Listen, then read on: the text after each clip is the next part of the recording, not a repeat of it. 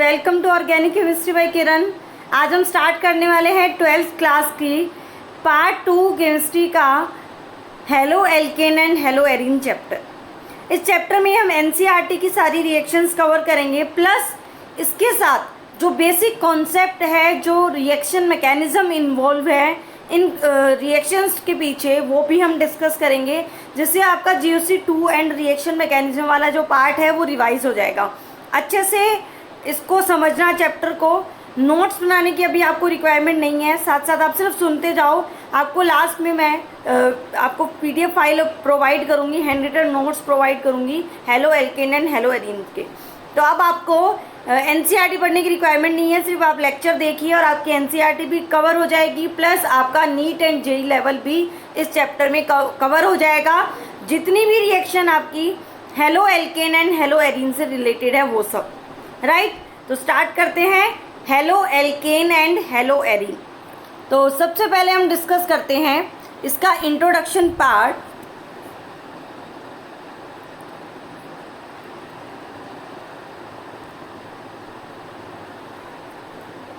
तो सबसे पहले हम यही समझ लेते हैं what is halo alkane and what is hello arene, right. Halo alkane का आपको स्लाइड में दिख रहा होगा, हेलो एल्केन को हम एल्काइल हैलाइड भी बोलते हैं। क्या बोलते हैं? एल्काइल हैलाइड बोलते हैं, राइट। और हेलो एरीन्स को क्या बोला जाता है? Aryl halide. मतलब अगर हम दूसरे नाम से इसको प्रोनाउंस करें तो हेलो एरीन तो क्या होगा? Aryl halide, and halo alkane क्या होगा? Alkyl halide. फॉर्मेशन कैसे होती है? The replacement of hydrogen atom. कोई भी आप हाइड्रोकार्बन लोगे, उस हाइड्रोकार्बन में आपको क्या करना है? हाइड्रोजन को रिप्लेस करना है और हेलोजन को ऐड करना है। जैसे ही आप ये प्रोसेस करोगे आपको हेलो एल्केन या हेलो एरीन मिल जाएगी। The replacement of hydrogen atom in a hydrocarbon either it is aliphatic और aromatic by halogen atom results in the formation of alkyl and aryl halide, right. Definition clear हुई? Example लेके समझते हैं किस type से तो हेलो एरीन बनेगा और किस टाइप से आपका हेलो एल्केन आपको मिलेगा, राइट। चलो, तो सबसे पहले समझते हैं एलिफेटिक हाइड्रोकार्बन। जब भी आप एलिफेटिक हाइड्रोकार्बन लोगे और उससे हाइड्रोजन को रिमूव करोगे, राइट, हाइड्रोजन को आपने रिमूव किया और हेलोजन को आपने ऐड कर दिया। अब हेलोजन कौन कौन से होंगे? या तो फ्लोरीन होगा, या क्लोरीन होगा, या ब्रोमीन होगा, या आयोडीन होगा। ये चार आप हेलोजन को यूज़ करोगे, आपको क्या मिल जाएगा? एलिफेटिक से एल्काइल हैलाइड मिल जाएगा। फॉर एग्जांपल आपके पास RH है, आपने H को रिमूव किया, Cl को ऐड कर दिया, RCl मिल गया। This is the alkyl halide, right. कोई डाउट नहीं है। चलो नेक्स्ट पॉइंट पे मूव करते हैं। अब देख लेते हैं एराइल हैलाइड कैसे बनता है। एरोमेटिक हाइड्रोकार्बन लिया आपने, उससे सेम प्रोसेस, आपने हाइड्रोजन को रिमूव किया, हेलोजन को ऐड किया, तो आपको क्या मिल जाएगा? Aryl halide. सिंपली आप अगर ये देखो, ये आपके पास एरोमेटिक हाइड्रोकार्बन है, बेंजीन है, उसमें आपने हाइड्रोजन को माइनस किया, हेलोजन को ऐड कर दिया, तो आपको ये जो कंपाउंड मिला which is aryl halide, right. कोई डाउट नहीं है। चलो नेक्स्ट स्लाइड पे मूव करें। अब लेंगे हम क्लासिफिकेशन पार्ट, क्योंकि जब हम इस चैप्टर को स्टार्ट करेंगे तो सबसे पहले हमें पता होनी चाहिए कि किस टाइप के hello arene and halo alkane जो है वो एग्जिस्ट करते हैं। उसके बाद हम नोमेनक्लेचर को कवर करेंगे, देन हम उसकी method of preparation, chemical reaction, उसकी फिजिकल प्रॉपर्टीज, सब कुछ हम डिस्कस करेंगे वन बाय वन। तो सबसे पहले हम लेते हैं classification part of halo alkane and hello arene. तो सबसे पहले हमने क्लासिफिकेशन लिया on the basis of number of halogen atom. Compound में जो भी आपका कंपाउंड आपको गिवन होगा उसमें कितने नंबर में हेलोजन प्रेजेंट है, उसके बेसिस पे नंबर 1 जो टाइप है which is mono halo alkane. एक हेलोजन, मोनो हेलो एल्केन, नाम से ही हमें समझ आ रहा है कि अगर आपने एक हेलोजन एटम को ऐड किया फॉलोइंग हाइड्रोकार्बन में, तो जो कंपाउंड मिलेगा वो क्या होगा? Mono halo alkane. एग्जांपल में देख लो, CH3CX, आपने बेंजीन पे X लगा रखा है, सिर्फ एक हेलोजन एटम अटैच है, तो उसको क्या बोला जाएगा? Mono halo alkane. तो सिंपली अगर आपसे किसी ने पूछ लिया, क्या पूछा कि what is die halo alkane, तो नाम से ये समझ आ रहा है हमें कि दो हेलोजन जब ऐड होंगे तो वो क्या बन जाएगा? डाई हेलो एल्केन बन जाएगा। राइट, कोई डाउट नहीं है। चलो नेक्स्ट पॉइंट पे आ जाए। तो सॉरी, ट्राई हेलो एल्केन क्या होगा, जब 3 हेलोजन एटम जब अटैच होंगे तो on the basis of number of halogen atom, तो सिंपली बहुत सिंपल था, नंबर देखा वैसे आपने क्लासिफिकेशन कर दिया, mono, di and tri halo alkane. Right, अब हम नेक्स्ट क्लासिफिकेशन को देखते हैं। नेक्स्ट है कंपाउंड हैविंग sp3CX बॉन्ड। मतलब क्या होगा कि जो कार्बन और एक्स का बॉन्ड होगा, यहाँ पे जो कार्बन अटैच होगा, जो जिससे आपका हेलोजन डायरेक्टली अटैच होगा, वो कार्बन क्या होगा, sp3 हाइब्रिड होगा। राइट, समझ आ रहा है ना चीज़ें आपको? कोई डाउट लगे तो प्लीज़ आप पूछ लिया करो, कमेंट बॉक्स में पूछ लिया करो। और आपको पर्सनली आपको कोई टॉपिक के डाउट पूछना है, आपको आप कोई बुक सॉल्व कर रहे हो उसके डाउट पूछना है, तो आप अपने Telegram group organic chemistry by Kiran पे आप डाल सकते हो। आप कोई भी डाउट आपका डिस्कस कर सकते हो। कोई भी आपको पर्टिकुलर डाउट लगे तो आप प्लीज़ आप डिस्कस करो, ताकि मुझे भी पता चले। और अगर आपको वीडियो अच्छी लग रही हो तो लाइक भी करें, शेयर भी करें। राइट, तो हम क्या बात कर रहे थे, ऐसे कंपाउंड की क्लासिफिकेशन की बात कर रहे थे जिसमें CX बॉन्ड का जो कार्बन एटम होगा वो कौन सा हाइब्रिड होगा, sp3 हाइब्रिड होगा। राइट, फॉर एग्जाम्पल मैंने लिया एल्काइल हैलाइड। एल्काइल हैलाइड इसी का एक पार्ट है, जिसमें फर्स्ट जो एग्जाम्पल है which is 1 degree alkyl halide. Right, देखो ध्यान से देखना, समझ आएगी आपको चीज़ें।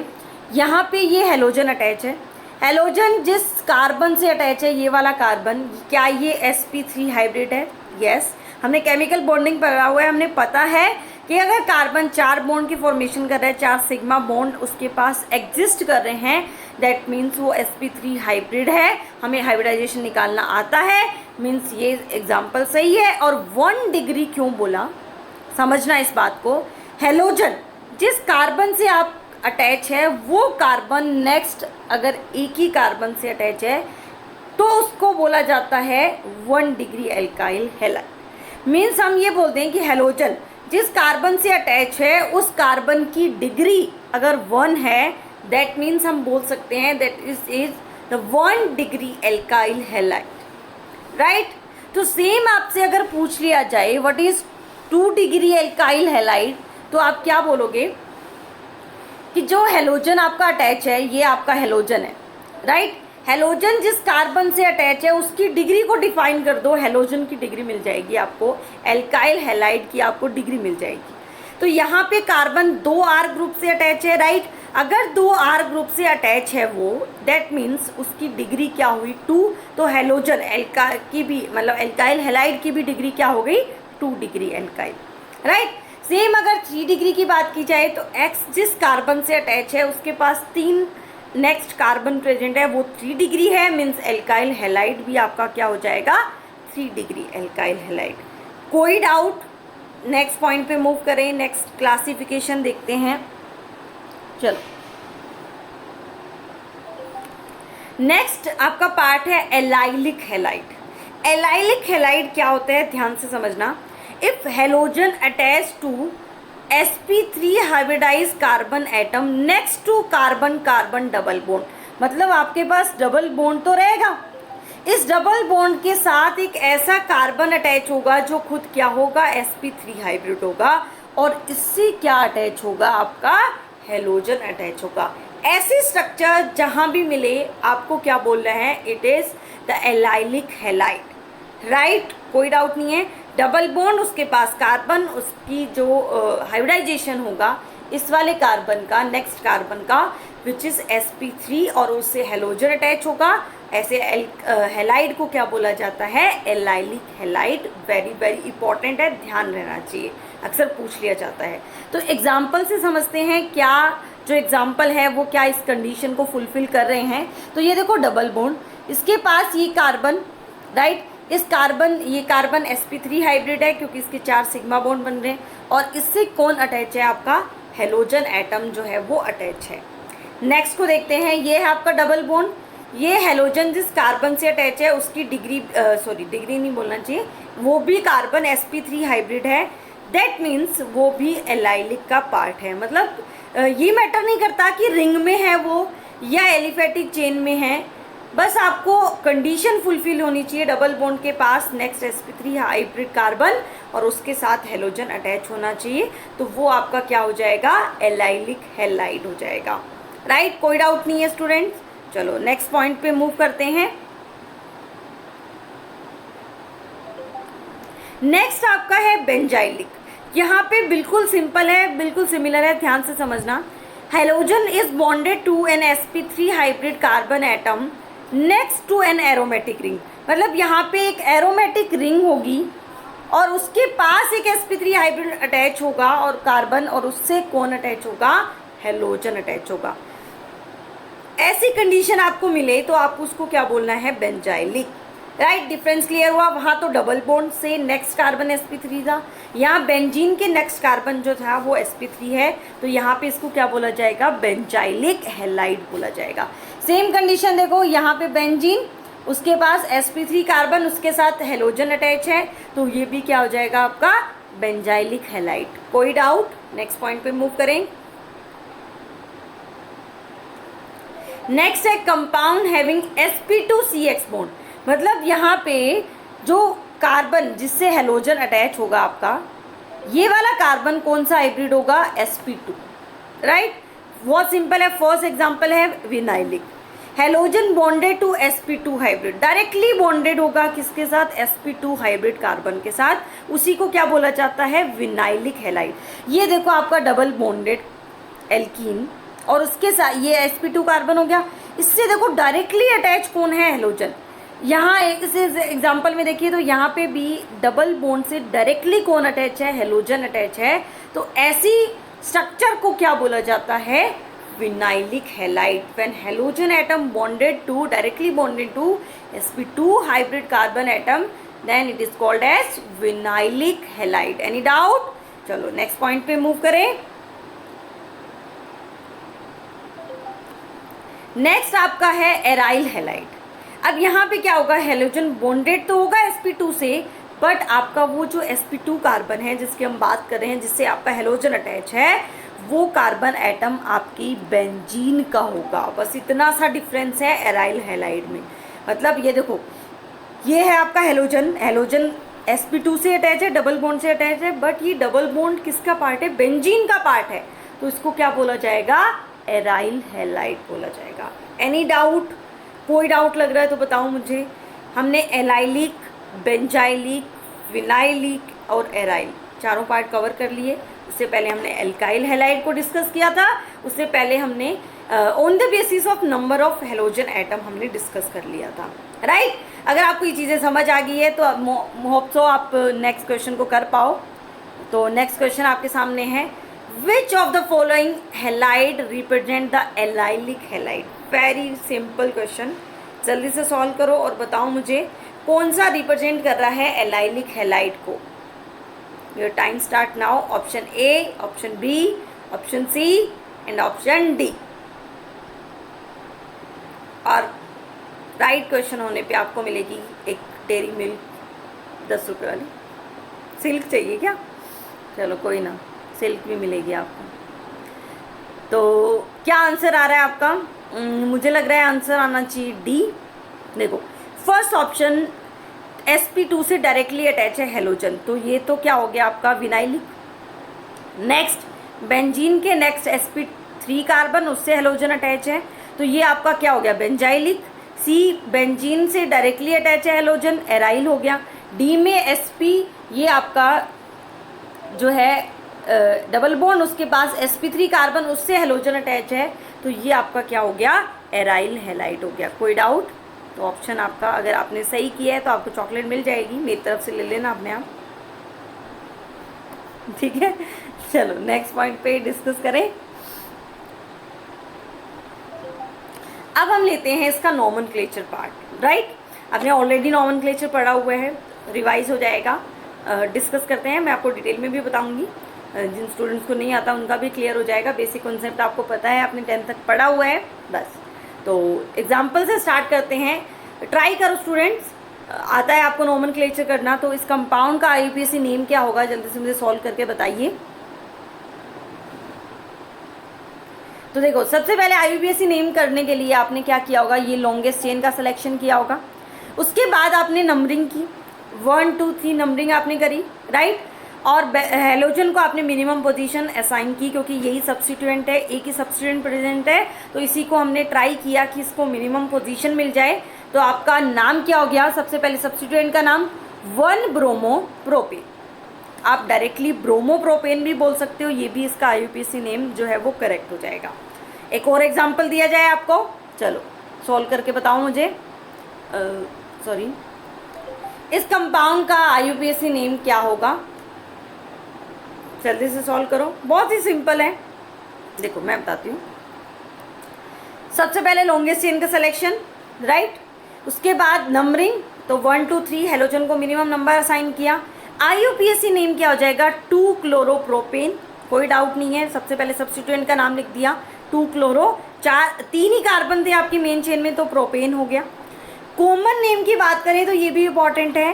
कॉमन नेम, ये जो स्ट्रक्चर है, जब भी आपका CH3, 2 CH3 एक CH से कनेक्ट होता है, तो उस स्ट्रक्चर को आइसो प्रीफिक्स यूज़ किया जाता है कॉमन नेम के लिए। तो इस कंपाउंड का नाम क्या हो गया, आइसोप्रोपाइल क्लोराइड।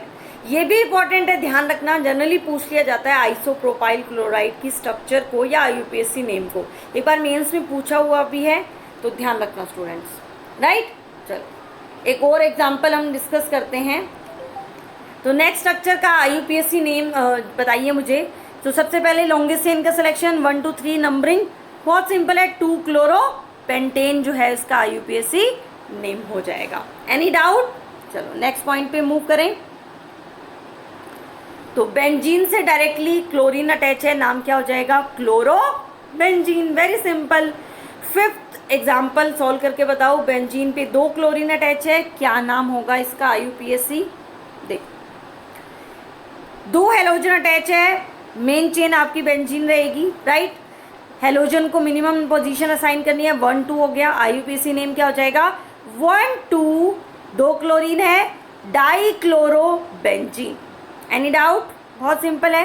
कॉमन नेम भी इंपॉर्टेंट है, ऑर्थो डाइक्लोरोबेंजीन, ऑर्थो को शॉर्ट में क्या बोला जाता है, O, ऑर्थो डाइक्लोरोबेंजीन। 1 2 पोजीशन के लिए क्या असाइन की जाती है पोजीशन, मतलब नाम क्या दिया जाता है, प्रीफिक्स ऑर्थो दिया जाता है। कोई डाउट नहीं है, चलो। तो 1 और 3 पे अगर हेलोजन आ जाए, 2 क्लोरीन आ जाए, तो नाम IUPAC क्या हो जाएगा, 1 3 डाइक्लोरो, राइट। कॉमन नेम के लिए क्या यूज़ किया जाता है, मेटा टर्म यूज़ की जाती है, क्या यूज़ की जाती है, मेटा, तो ये क्या हो जाएगा, मेटा डाइक्लोरोबेंजीन। कोई डाउट हो ही नहीं सकता, बहुत इंटेलिजेंट स्टूडेंट हो आप वैसे भी। अब 1 और 4 पे अटैच कर दिया, नाम क्या हो गया, 1 4 डाइक्लोरोबेंजीन, और कॉमन नेम क्या हो जाएगा, पैरा डाइक्लोरोबेंजीन। एनी डाउट, चलो नेक्स्ट पॉइंट पे मूव करते हैं। नोमेनक्लेचर आपको क्लियर हो गया।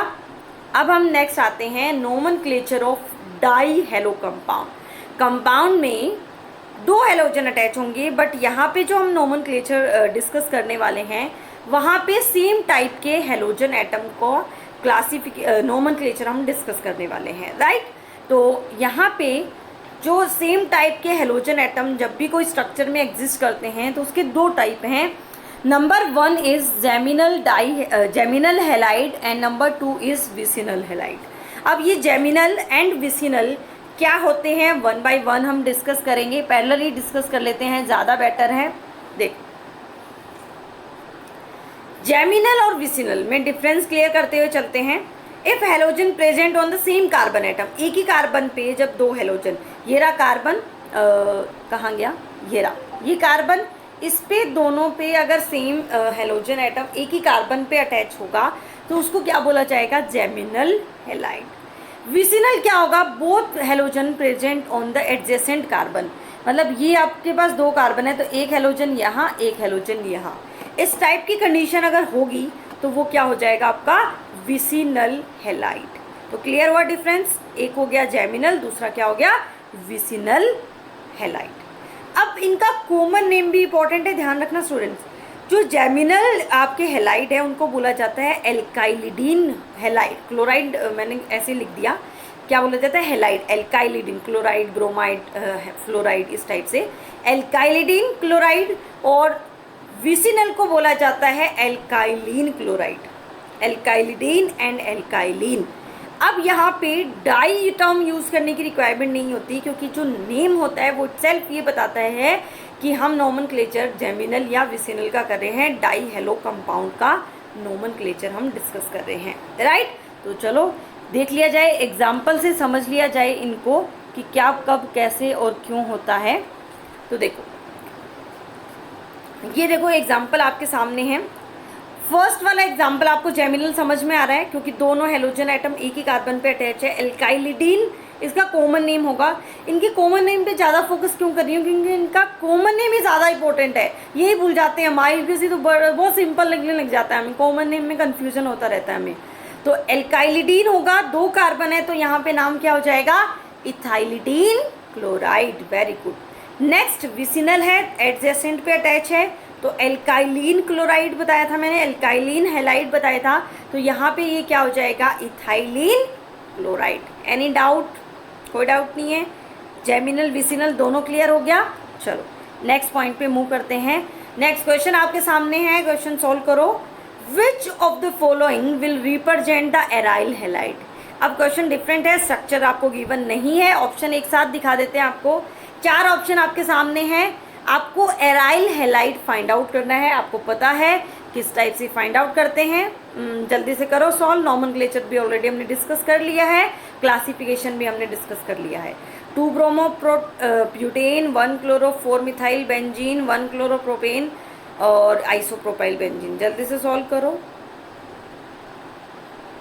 बहुत ही सिंपल है। देखो स्टूडेंट, एराइल हैलाइड पूछा है मैंने, तो बिना बेंजीन के एराइल हैलाइड हो सकता है क्या, नहीं हो सकता। मतलब ऑप्शन ए तो कट हो गया, हो ही नहीं सकता।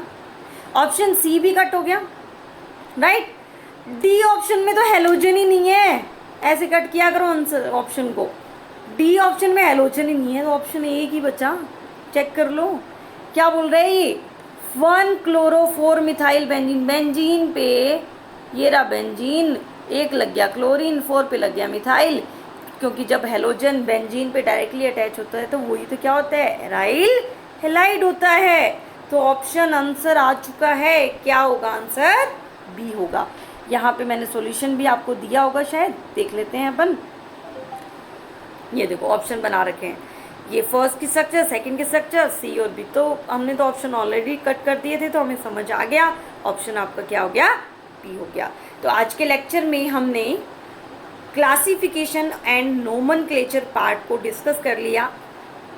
आपका एनसीईआरटी प्लस मैंने आपको बता दिया ऑलरेडी, एनसीईआरटी प्लस आपका पूरा कॉन्सेप्ट, मतलब जिस लेवल के आपको क्वेश्चन मिलते हैं आपके कोई भी एग्जाम में, नीट और जेई में, तो सारा लेवल आपको कंप्लीट हो जाएगा। आपको बिल्कुल एनसीईआरटी उठाने की रिक्वायरमेंट ही नहीं है, बस लेक्चर सुनते जाओ, समझते जाओ, नोट्स भी मिल जाएंगे। Okay student, thanks for watching, all the best, bye. Exam तो वैसे भी पोस्टपोन्ड हो गया है स्टूडेंट, तो पढ़ते जाओ जब तक नीट जेई नहीं होता है तब तक। Okay, all the best, demoralize नहीं होना है।